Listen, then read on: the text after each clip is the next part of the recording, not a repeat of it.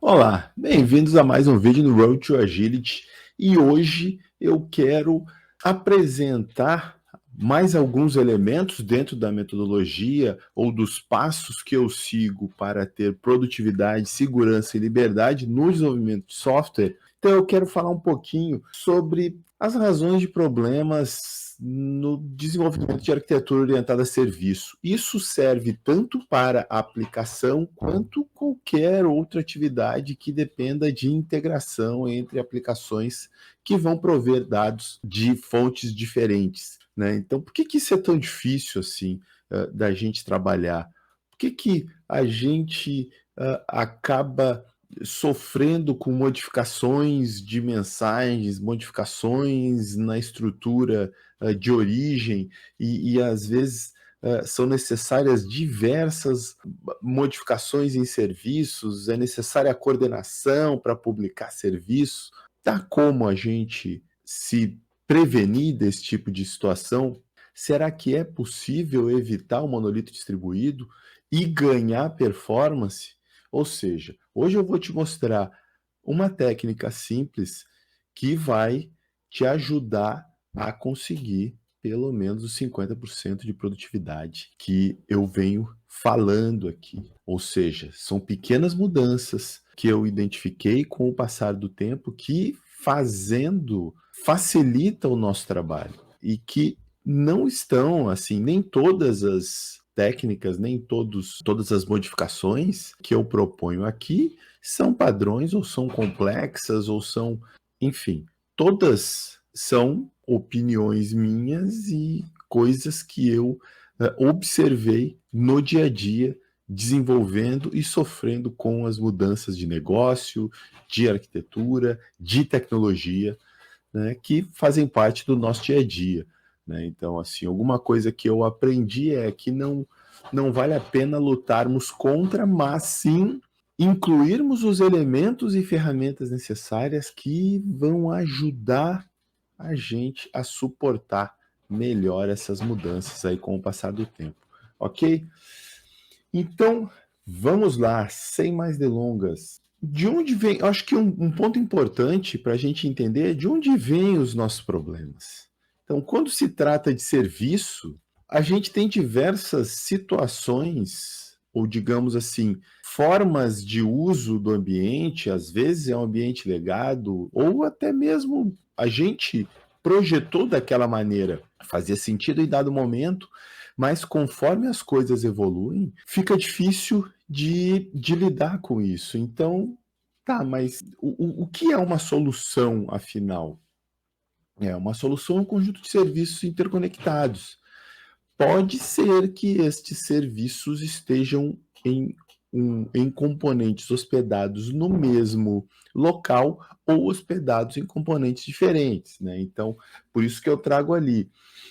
O serviço pode ser um componente auto-hospedado ou não, ou seja, se eu tenho um monolito, eu vou ter vários serviços, às vezes acessando bases diferentes, aplicações diferentes, ou às vezes eu tenho o próprio serviço autossuficiente, digamos assim, em termos de hospedagem, né, se comunicando entre si. Mas tudo bem. E aí, o que isso afeta a minha realidade? Então tá, quando a gente está trabalhando com serviço, alguns cenários são bem comuns, né? Como por exemplo,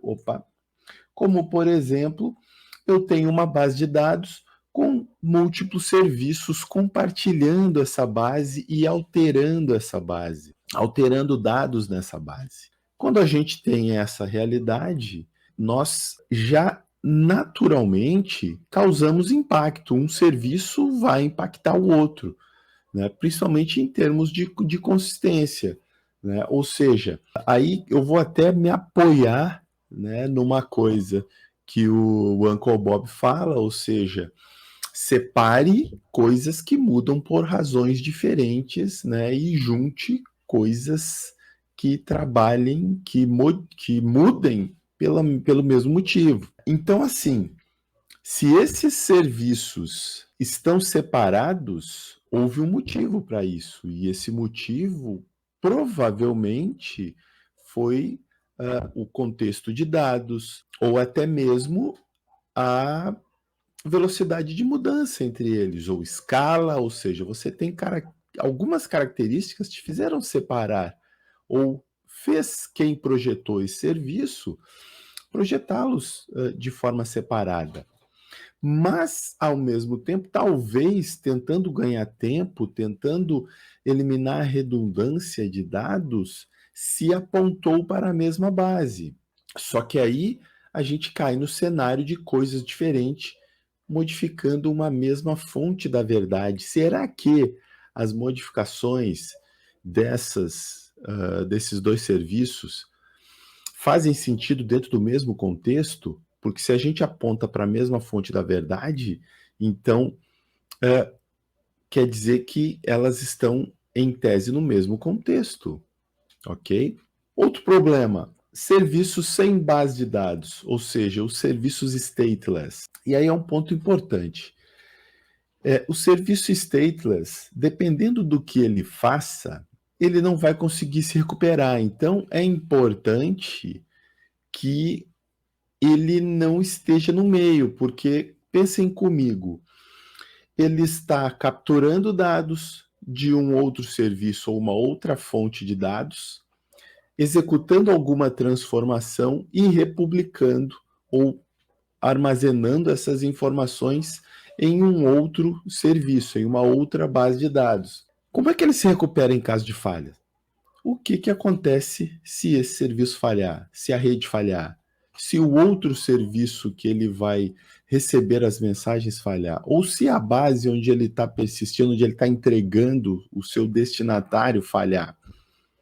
O que acontece? Então é importante que esse tipo de comunicação, de estrutura, ela ou seja descartável ou que ela tenha um estado interno operacional para que consiga se recuperar em caso de falha.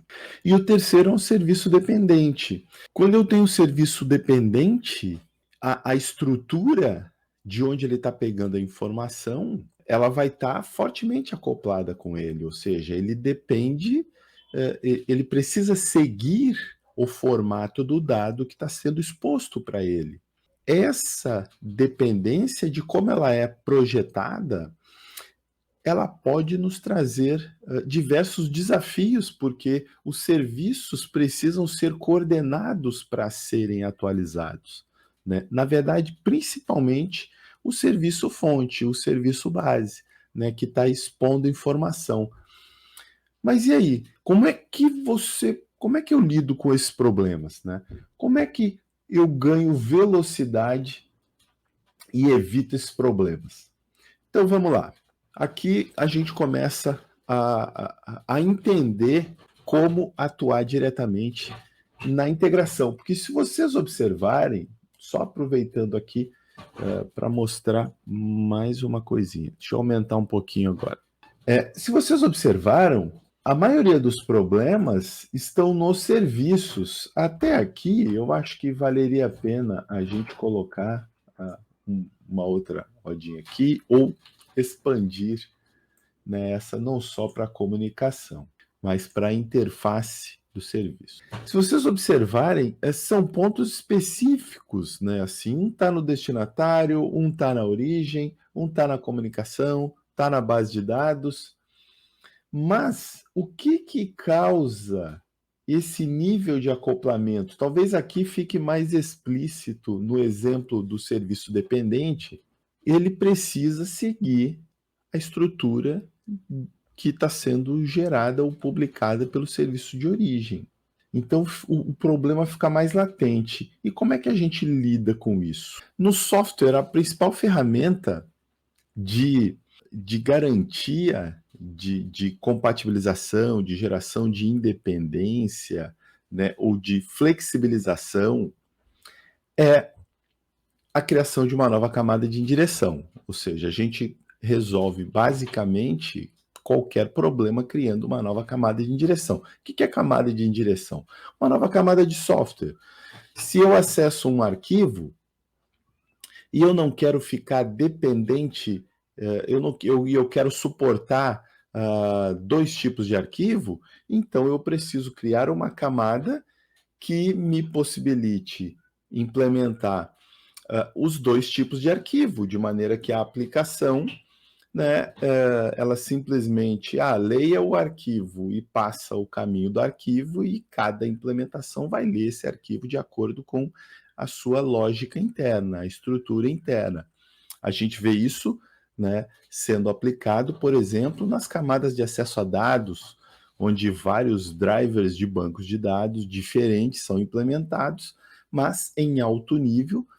A gente trabalha com, se conecta ao banco MySQL, ao Postgre, ao SQL Server, e a aplicação tem uma certa independência aí. Aqui é a mesma coisa, ou seja, a gente precisa proteger o serviço. Qual é a característica do serviço que expõe a gente a esses cenários de problemas aqui? Então eu vou agora trabalhar primeiramente os serviços e depois aí eu dou uma dica em relação à comunicação. Como é que eu protejo um serviço contra a mudança? Digamos? Como é que eu deixo ele tolerante à mudança? Como é que eu evito que ele propague a mudança para outro serviço? Quando a gente está trabalhando em um ambiente de serviço, quanto maior o nível de coordenação necessário para manutenção do ambiente, mais complexo. Quem não trabalhou num ambiente onde as releases levavam meses, né? Eu trabalhei em vários. Ao mesmo tempo, hoje eu já consigo fazer soluções onde as publicações ocorrem de forma transparente o tempo inteiro. Mas e aí, como é que eu faço isso? Como é que eu consegui isso? Se vocês observarem aqui, eu coloquei a estrutura base, um serviço, ele tem entrada de dados, ele processa e ele sai, ou seja, ele publica, ele armazena, ele faz alguma coisa com a saída dele. Se vocês observarem, a entrada de dados e a saída de dados estão com a mesma cor. O que eu quero significar com isso aqui? Que ele não tem uma interface de contexto de domínio.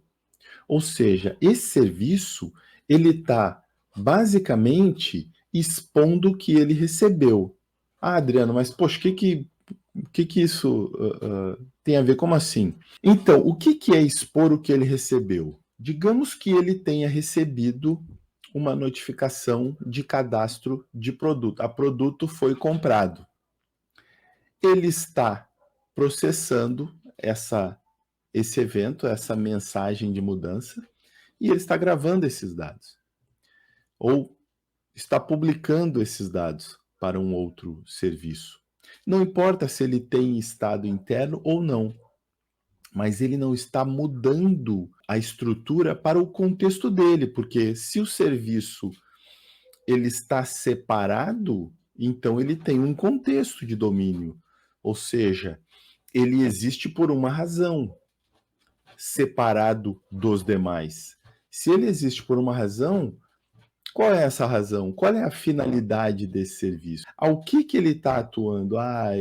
Se ele está recebendo um evento de notificação de pagamento, possivelmente ele está ali dentro de um contexto mais financeiro. Então, por que ele está pura e simplesmente replicando uma mensagem com a mesma estrutura original que ele recebeu? Até pode ser que tenha um evento, que o evento seja do nome diferente, ou sejam vários eventos, não importa. Mas eu estou publicando, eu acabo publicando, por exemplo, o nome dos campos do evento na entrada, digamos, para se manter consistente, esses mesmos nomes são incluídos nos campos da minha estrutura de saída. E aí, toda mudança eu preciso mexer na cadeia inteira.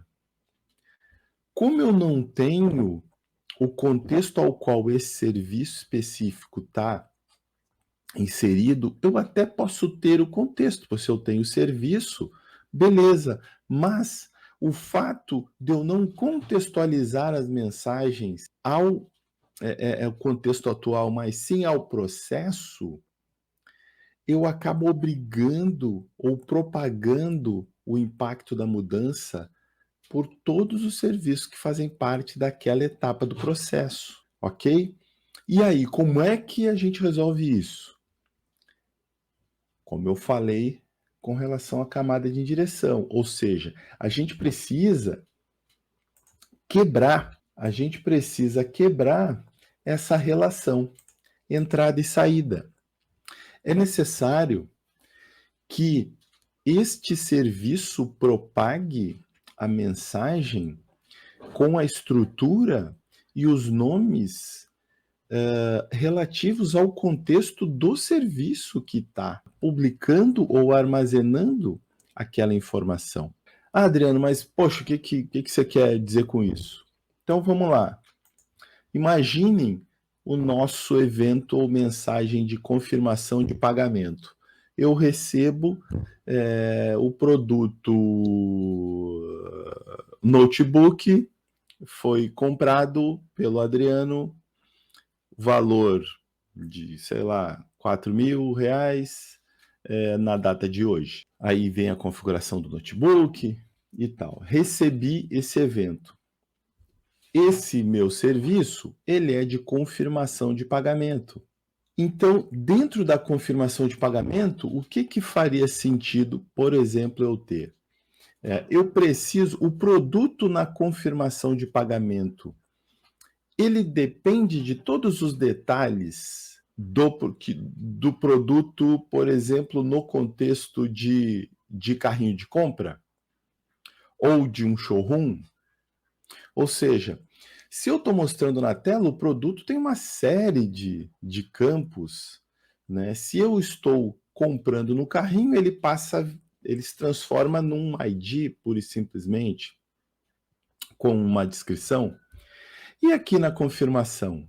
Ou seja, na confirmação, eu já preciso das informações fiscais, né? Ou de dimensão para fazer o envio do frete, se bem que aí talvez já possa ser um outro serviço, mas, enfim. Mas é importante que, em cada contexto, os campos publicados, eles façam sentido dentro desse serviço. Os campos da origem, eles precisam ficar restritos à entrada do serviço que depende, né, do serviço de origem. Se eu tenho o serviço de confirmação que depende do serviço de solicitação de pagamento de produto ou do carrinho, eu não posso propagar essa mesma estrutura, né? Ou seja, eu recebo, eu armazeno e eu publico os meus eventos com a minha estrutura. E é importante que os meus eventos ou as minhas mensagens, elas estejam, digamos, com uma estrutura que faça um sentido dentro do meu serviço e não a partir do serviço de origem. E aí uma dica, se esse serviço de origem ele está próximo ou ele está na fronteira do domínio ou do contexto, tá? O que é na fronteira? Digamos que o serviço que vai gerar o evento de compra do carrinho, ele precisa receber os produtos que estão disponíveis para venda. Então, é um outro departamento que gera essas requisições, que gera essas mensagens. Então, no momento que o meu serviço, esse evento que vem de fora, digamos assim, ele chega para mim, eu preciso isolar essas mudanças nesse serviço ou nessa rotina especificamente. Se eu fizer isso, eu garanto que do meu serviço para dentro, eu tenho a liberdade de evoluir conforme o que o meu contexto e o meu domínio necessita. Ou seja, aí se vocês observarem, quando eu quebro a relação entrada e saída em termos de estrutura de dado ou de mensagem, e eu passo a olhar para a semântica e contexto do serviço específico que eu estou trabalhando, eu posso escalar, ou seja, eu posso extrapolar esse conceito e aplicar ele a serviço. Então, eu vou ter serviços que estarão na fronteira e que vão proteger todo esse contexto que eu estou fazendo parte, né? Ou seja, eu saio de um domínio, por exemplo, financeiro, e eu venho para um domínio fiscal, ou venho para o domínio de entrega, ou logístico, enfim. E qualquer mudança no outro contexto que não está no meu controle, que pode ocorrer a qualquer momento, eu só vou impactar o meu serviço de borda.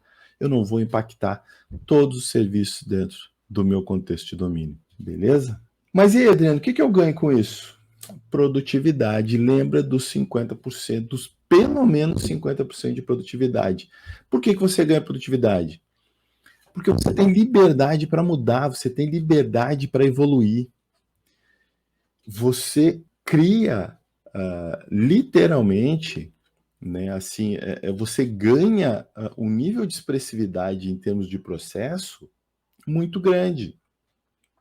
Porque no momento que os seus serviços passam a expor a função principal, e aí eu me apoio em outra coisa do Uncle Bob, que é a arquitetura do software precisa mostrar a finalidade dele, né? E a forma com que a gente estrutura essa arquitetura, se ela der expressividade, ela ajuda na visualização da responsabilidade daquele serviço em específico. Então, no momento que eu tenho uma interface de contexto de domínio, eu passo a controlar a mudança do serviço que eu estou trabalhando. E eu separo o que eu controlo do que eu não controlo. E o que eu não controlo, eu não propago para dentro da minha solução. Eu pura e simplesmente recebo, armazeno, transformo, e nesse processo de transformação, aí sim eu publico o que faz parte dentro do meu processo. E o principal ganho aqui, dentro dessa estrutura de desvinculação de entrada e saída, é o impacto de mudança. Né? Se eu não estou propagando, eu não estou produzindo código, eu não preciso analisar um escopo maior do que o que eu realmente preciso mudar. Uma mudança externa não necessariamente me obriga a fazer uma mudança interna no processo. Eu não preciso ficar mapeando em todos os pontos que aquele campo está sendo usado, eu não preciso fazer isso. Porque esse campo, ele fatalmente vai estar encapsulado no processo da caixa, vamos chamar de caixa de entrada, que é onde é o serviço que recebe as mensagens externas de quem ele depende. E aí a dica aqui, dentro desse item de redução de escopo, é que se nessas mensagens publicadas se utilizar um formato de serialização ou de wire format ou de transmissão que suporta versionamento como o protobuffer, você ainda tem independência total, ou seja, o serviço pode mudar desde que campos novos, se bem que o protobuffer ele ainda suporta a mudança de campo também, mudança de nome ali. Mas, em geral, se você adicionar campos, o serviço dependente tem até um ciclo diferente para passar a consumir esse novo evento. O impacto dele é muito menor. Ou seja, você consegue seguir com os cronogramas dos times com uma necessidade de interlock muito menor. Quem não se lembra de precisar fazer uma modificação em um processo e o outro time que também precisa, que vai ser impactado, não consegue alinhar o cronograma, né? Quem não passou por isso? Ou seja, você ter que lutar para conseguir alinhar os cronogramas, e isso tem impacto em orçamento, porque eles têm a prioridade deles. E o negócio é assim, arquiteturas orientadas a serviços, cada time tem os seus objetivos, tem o seu escopo de trabalho e priorização. Né? E a gente precisa incorporar elementos arquiteturais que atendam a cada um desses objetivos com o menor esforço e o menor impacto possível. Então, assim, técnica simples que vai te dar um aumento de produtividade pela redução de trabalho. né? E ainda vai melhorar a resiliência do teu serviço, beleza? Bom, gente, eu sou o Adriano Ribeiro e esse é o Road to Agility. Valeu, gente.